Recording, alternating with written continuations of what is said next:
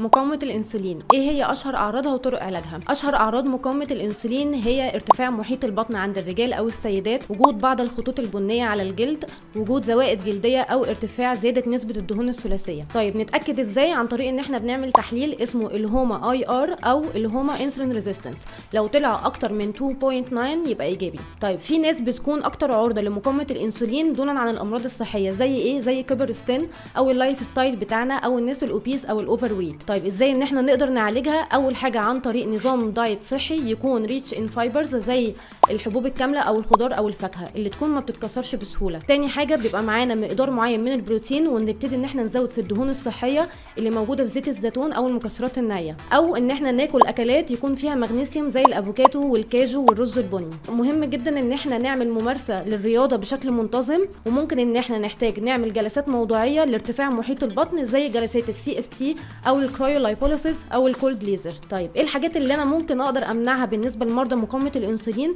زي الرز الابيض او السكر الابيض او القمح الابيض او العيش الابيض او الفاست فود او الصودا او الشيبس. اتمنى يكون الفيديو افادكم، اشوفكم في فيديو جديد.